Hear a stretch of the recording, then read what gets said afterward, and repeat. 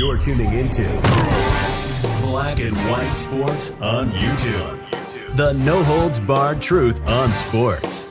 The main event starts now. I'm back. Rodrance for Black and White Sports. We have been covering the controversy around transgender Alana McLaughlin, a former ex-Army Special Forces Ranger who decided he didn't want to hack it against male-on-male competition in the MMA.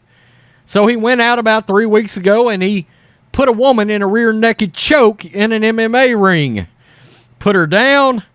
Look, she was whipping his ass for about a round and a half, and he's used that as an excuse, but as we talked about on this channel, pure physicality, strength, and size ended up overpowering Selena Provost, I believe is her name, and he ultimately won the bout. Well, isn't it odd how corporate America, woke media, etc., doesn't want to stand up for females when it comes to these sports? We've got some states that are now taking some steps to keep this crap out of their states. They don't want to do it. You've got UFC fighters, Sean O'Malley, Brandon Schaub, Michael Bisping, Sean Strickland, Jake Shields. Look, former and current UFC stars that have come out in opposition of this and saying, look, we don't need, it's dangerous. It's dangerous to have a guy like this, ex-Special Forces, decide he's going to transition after spending how many years as a male? 30 plus, get into an octagon or a ring with a woman and beat the crap out of them, okay? Let's just peel back the curtain. It is what it is. You're legally beating the crap out of women, all right? Possibly next to some kind of sex crime, the most repulsive possible thing you can come up with is beating on a woman. Now, where I come from, here in Texas, we call that being a coward. I would call you something else, but YouTube will demonetize this video. P-word is what we go with there. So, anyway, there's been a good article written, and it talks about the corporate media and the fact that they don't want to step up and back females when, look, supposedly all we're supposed to do is celebrate women. But now we don't want to celebrate women here. We want to take the transgender route and back the male beating on a female. Let's just be real. Most people support women-only sports. Why won't corporate media admit it? It's a banner year for male athletes. This is the Federalist. Male athletes for making waves in women's sports. Corporate media have shamelessly hailed these men edging out women as a great achievement in human rights, in contradiction to public opinion wherever it's been fairly measured. Most recently, a man, Alana McLaughlin, a U.S. Army Special Forces veteran, beat female fighter Selena Provost in a ring in MMA competition. Leading critics, co-founders of Save Women's Sports Australasia, Kath Dees, to lament that women's sports shouldn't be a, quote, dumping ground for men. She just keeps it real here.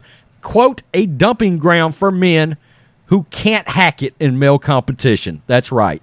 Okay, you can't get into the octagon with somebody like Sean Strickland, who we're fixing to bring up. You're going to get your ass whipped, and you know it. UFC fighter Sean Strickland bluntly called McLaughlin a man and a coward. He was followed by fellow UFC fighter Sean O'Malley, who said he could tell McLaughlin was a dude and didn't think it was okay for someone with that many years of testosterone in his system to be fighting against women. Dana White has come out and said this will not make it to the UFC. He's not going to have it. Champion MMA fighter Jake Shields pointed out in a recent interview that Provost is a competent martial artist with around a decade of experience. And while McLaughlin had only trained for 6 months and had terrible form, McLaughlin beat Provost anyway, and social media was splashed with pictures of him choking out his opponent from behind, her blood splattered in front of her. Having such a spectacle touted as progress and a great leap forward in women's rights, no less, might be enough to turn almost anyone towards a prickly ranchvillism. Shields noted it was strange that MMA media was either silent on the subject or supported McLaughlin, even though many fans and athletes were critical of McLaughlin's win. Yet, what's odd about the situation isn't the opinion of MMA fans, but of MMA journalists. Our national poll in June tracked with national polling done in 2020, finding a significant majority of Americans' public oppose letting men compete in women's sports. Most voters want to protect the women. We went back this July and polled minority voters in 3 states, Georgia, North Carolina, and Virginia, on policies like allowing men into women's prisons, spas, shelters, and sports teams. In each of the categories, more than half of the respondents disapproved, with around 67% opposing male athletes in female-only sports. How in the world can such a large percentage actually support this crap? My God. Metro News, West Virginia poll. Hey, if you got a daughter, do you look forward to letting her go out and compete against males? I'm just wondering. A Metro News West Virginia poll published this month got similar results, finding that 65% of registered voters said sports eligibility should be based on sex. The perspective isn't reflective in the corporate press and its glowing treatment of transgender athletes. However, transgender activists who want to end women's sports intimidate the media into only telling one side of the story. Media cabal doesn't need convincing, despite the fact that they're the ones lobbying for on-demand sterilization of children. Some activists in the media even malign people who want to keep men out of women's sports. Given recent national and state polls that have shown strong opposition among voters to policies like cramping women out of their own sports, does corporate media really think a majority of the public are hatefully advocating this? And then there are other issue on which media is consistently afraid to air viewpoints that probably are shared by 2/3 of their potential audience. The media reaction was about the same after the Way Spa incident this summer, where most of the U.S. media denied or ignored a story of a man exposing himself to women and girls at an L.A. day spa. You might think a story about a seriously potential criminal offense would have been more objective, had more thoughtful coverage than the story about sports, yet only one media outlet suggested the story was a hoax, while others parroted the narrative that the complaints were transphobic harassment, right up until police charges were filed against the offender for the incident. Lopsided media coverage around the globe. The media gaslighting isn't just happening in the U.S. An April poll of Scottish attitudes showed a majority of disapproval of allowing men and women's sports. The first ever independent poll of its kind in Ireland this summer revealed only 17% agreed with the country's policy of allowing legally to change their status as soon as they're self-identifying or believe they are a member of the opposite sex. A new 2021 poll of Canadians on just the sports question found that respondents believing letting men compete against women's sports was unfair by a margin of 4-1.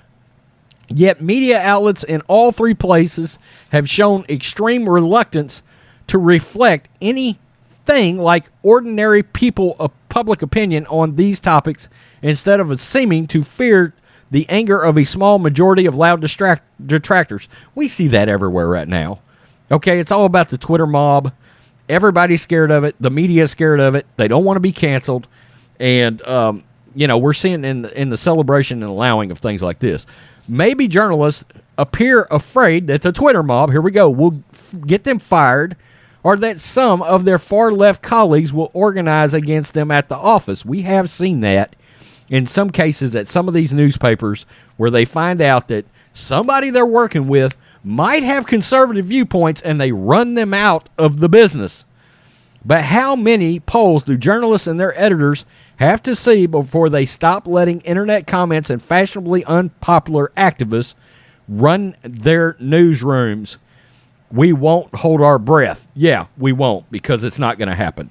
Okay, they're worried about what? 4% of the population, maybe, that will be outraged, and everybody on Twitter, which, by the way, how many normal, everyday people do you know are on Twitter just cause? I mean, really, it's a valid question. You know, we're on there for promotion of our brand, Black and White Network, Black and White Sports. But even at that, okay, outside of that, on a personal level, I am never on that. Never on it at all.